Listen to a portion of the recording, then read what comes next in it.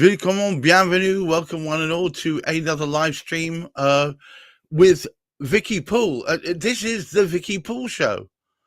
And today's topic is, should you use AI in bid writing?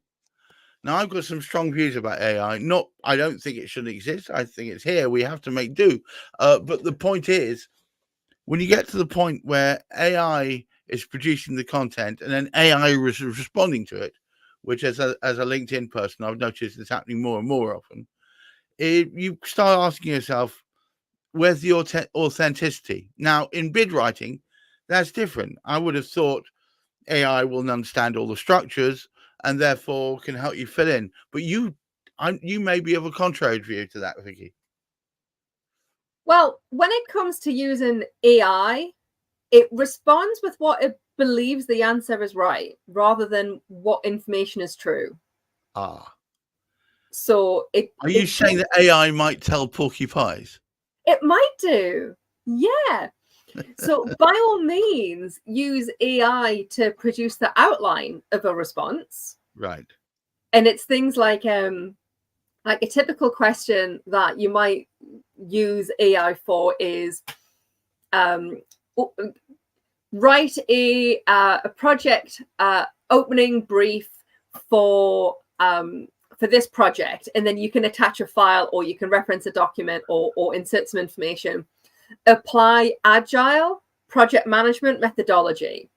So it will go agile, and it'll pull out like the structure for agile. And then it will describe how one would use that approach to respond to the bid. But it won't say what you do. So it'll say things like, you're going to have a project team. Your project team will oversee the response. Your project manager will coordinate. If the project is big enough, you'll have a program director who will set the strategic, manage the stakeholders. But it doesn't say, this project will be a category 1 project, and therefore you will have this structure and setup. It won't say, oh, we're going to allocate Gareth and Louise and Vicky. It won't say that. It won't tell you what their responsibilities are. So by producing the outline, it'll have the sections that you include, and that's what it thinks is the right response. Now, you can get some AI tools for bid writing. However, if I'm honest, I'm yet to be impressed by them. You can get some tools where they'll help you to complete your standard qualification questionnaire document, which you either need to do with a very large pot of coffee or because you copy and paste in the same information from an Excel spreadsheet to another Excel spreadsheet. So that can be done very basically as a simple VLOOKUP. And then transpose the information. That'll save you about half an hour. But I haven't yet come across an AI tool that I would use for writing. Now, do we use AI tools here at Tender Response? Yes, we do. We use Grammarly. Grammarly is an AI tool that tells you when all of your spelling, punctuation, and grammar is wrong. Now, because some of the tenders that we respond to are in legalese, Grammarly pitches a fid with some of that. It's like, you can't put a comma here. Yes, but we need to. You have to live with it. So even then we battle against Grammarly. We have used Copilot on occasion where we need to restructure a sentence. I was going to ask you I've not yet used Copilot for anything.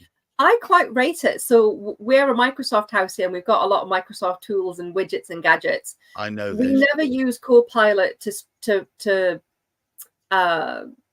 we never use Copilot to write new text, because even Microsoft in its new funky AI tool, it'll never be good. It'll never be better than a human writing.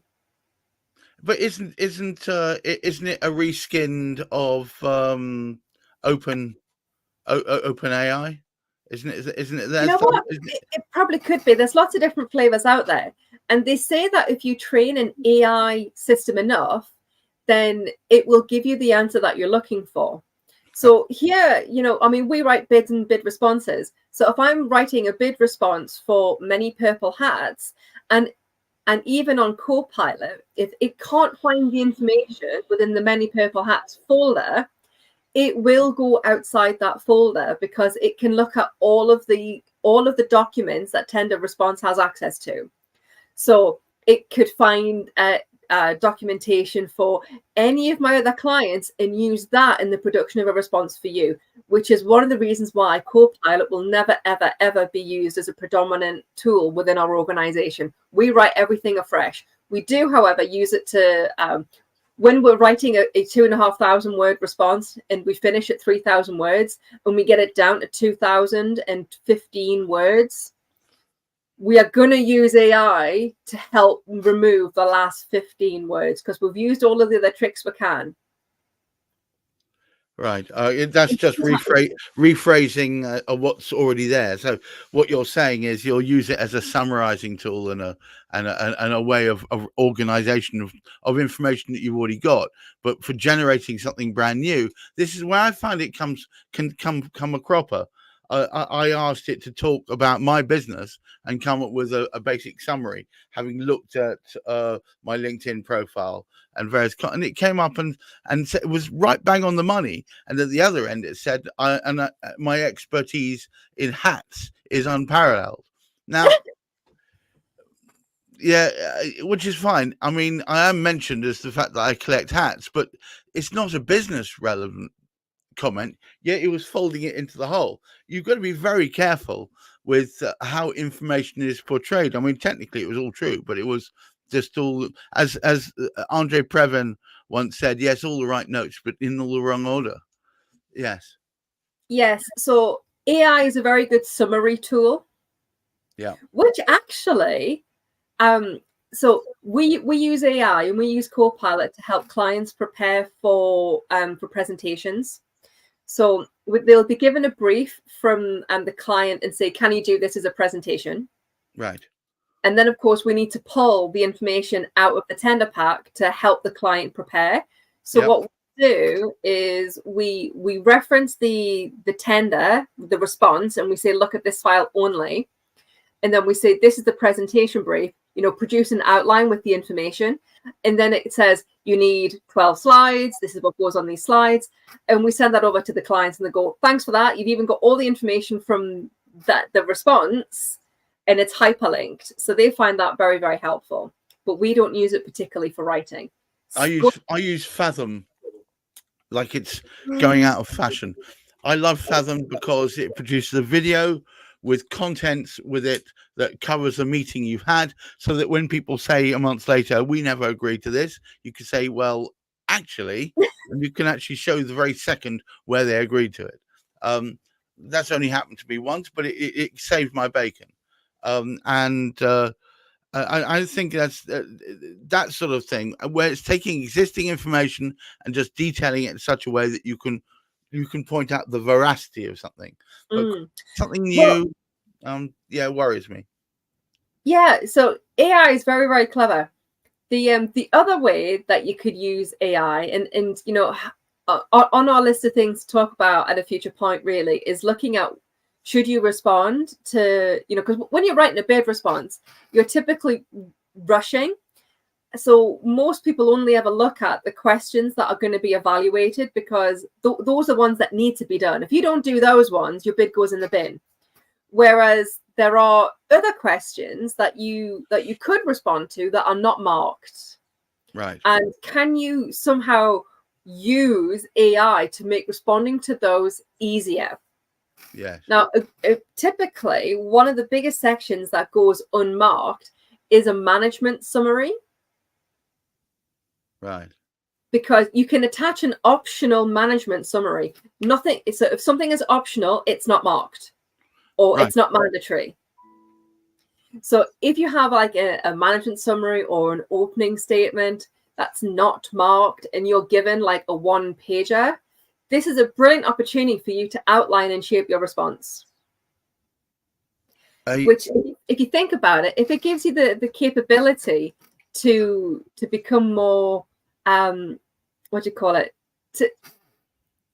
It gives you the capacity to let the reader know and understand your approach. Yes, So but the trouble is, I tend to find it doesn't use your voice. And it can do. So you can use your voice in the management summary. So giving a brilliant example, not a live example, but it's just a shaping example. So if you live on an island and the only meat that you have on your island comes from birds, and you got birds and birds' eggs, your diet will be largely shaped on birds and eggs and fish, because you live on an island. So if somebody asks you to produce a menu, it's going to be scrambled eggs, it's going to be quail with like sardines or whatever for main, right? It's good. Yes. But whereas if you live on a continent or a much bigger island where you can actually have cattle and grow a field of wheat or barley, you can talk about, you know, making breads, and you can do those things. So you still live in a house, you've still got the capacity to do dinner, but the way that you would approach the menus is completely different. All you've done there has made me extraordinarily hungry. It's coming up for lunchtime. Can you tell what's on my mind? I'm very transparent. So when you're looking at a management summary for your bid response, if you're talking about, say you're building a school and you can't meet the BREEAM standards because you're building a school on a 1 and 3 slope and you need additional steel girders in order to make sure that it doesn't slide down when it rains, or say that they ask you to comply with, I'm going to get this wrong, as it PNN 05251. What? Thank you. I think I've got that wrong because I think there might be a 4 in it. I'm not entirely sure. There is a standard when it comes to steel manufacture. There's a standard that comes with supplier management where you check your supply chain every year to make sure that they're not buying anything from Iran, Iraq, or any of the companies listed. That includes now Russia and a couple of the other a few other countries. Now, if you tick that box and you buy services from, say, B&Q, Screwfix, Toolstation, then you're non-compliant because you can't, because they don't track where their screws come from or the metal that makes up their screws. So you're not compliant with that. So if you just go through and randomly checking boxes, you're opening yourself up to exposure. Similarly, you know, if you're going back to the example, if your building can't meet BREEAM standards and you see the reasons why, so, well, you know, upon review, we're going through the SQ and the specifications that are outlined within the tender, and unfortunately, there are no companies out there that are able to achieve this standard because steel, like 85% of the steel that's brought into the UK comes from China. I thought it was higher than that, actually, but yes. It could well be, but I'm going on all the data, you know, comes from China, and they have this standard report that captures that carbon, and they refuse to change their template. So we can't get A, B, and Z pieces of information. So we can't report on that, which would then impact the carbon management of the response and the solution. And you're thinking, what's all this got to do with the architectural design of it? It's because when they come to evaluate your supplier qualification questionnaire, try saying that a few times once you've had a few sherbets. No, it means that you are non-compliant, nil point, and your bid goes in the bin. Rather, if you've got the opportunity to shape it at the beginning, you can say, well, we are non-compliant, but no one else can be. And there are some suppliers, some organizations that have used this to brilliant effect. Buckinghamshire Council came out for fire and safety standards, but when you've got fire and safety standards, they are unique to certain areas. So they're unique to doors, they're unique to fire alarms, they're unique to fire alarm systems. Right. And you'll find that there are specialist installers who will do fire doors, but not anything else, who will do fire detection systems, but not anything else.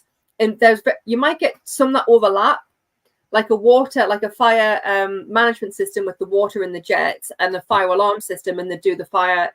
You know, when you're walking around a building and you see like the fire alarms on the side and you punch the button to yeah. You find buildings that do those or companies that do those, but you won't find a company that does those and the fire rescue, like the stairs on the outside of a building. Right. So they're very kind of, they're close, but their industries don't really touch. When Bucks Council came out for their tender, they wanted one supplier to do everything. Of course. And one supplier to do everything and be compliant with all standards. The response was, you can't have it because there isn't one company that has it. So you're asking for something that's not achievable. They took umbrage and repurposed the tender and came out with something slightly more amenable. The client I was working with chose not to respond. But it gives you the flavor that by setting the position and by setting out your table, you can actually influence the rest of the bid and how everything goes. Now, a question I usually get asked at this point is, well, what's the point in responding to optional statements? Right. If there is any sort of ambiguity anywhere in your response and you've responded to additional information, you're often looked at it more favorably. Oh. So another great example, social value. So write 1,000 words about your approach to social value. Optional question, which is a supplementary. Provide an example where you've done this recently. So if you are responding to a tender, say in Islington, London, and you've got a social value experience of Manchester, they're completely opposite. And because they're so far away, it's not going to be relevant.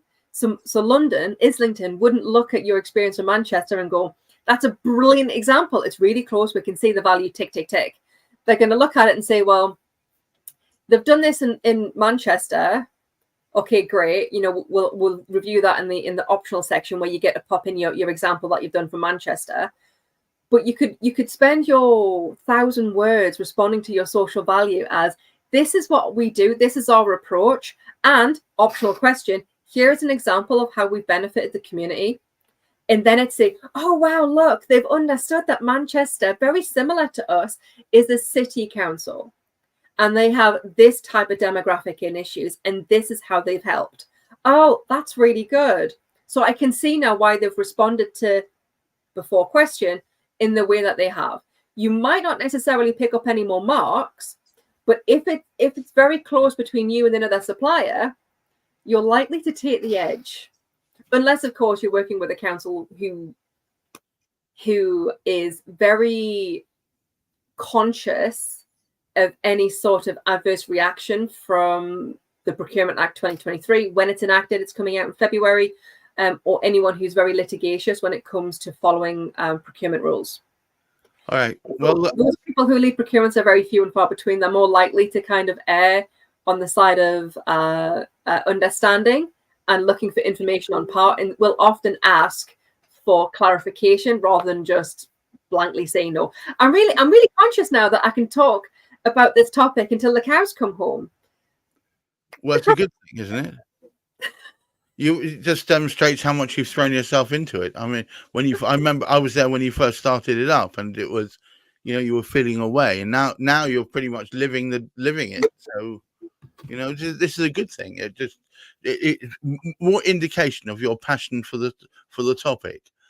Guys, if you found this useful, and I've seen a lot of you flitting in and out on Twitter of all things, if you found this useful, I would recommend that you speak to our dear lady Vicky Poole. He is desperately reaching for his I had it here before, but she can be found on, first of all, information provision on tender response.co.uk. The resources section is a great starting point if you're looking to get into public sector tendering, which is one of the best ways of getting a sensible income that lasts years and is nice and predictable. The other thing is, of course, she has a freshly womaned and manned line there, the tender response hotline.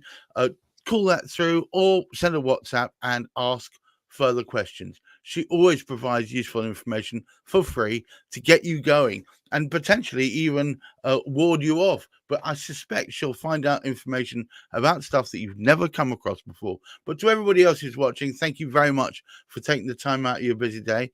Keep your feet on the ground. Keep reaching for the stars.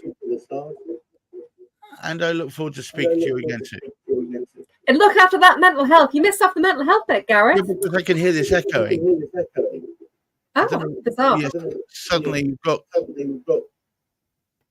echo cancellation not working. That's very weird. All right. Well, look, guys, I wish you all well. And look after that mental health. Are you happy now? Bye-bye. Bye, everybody. Thanks for tuning in. It all started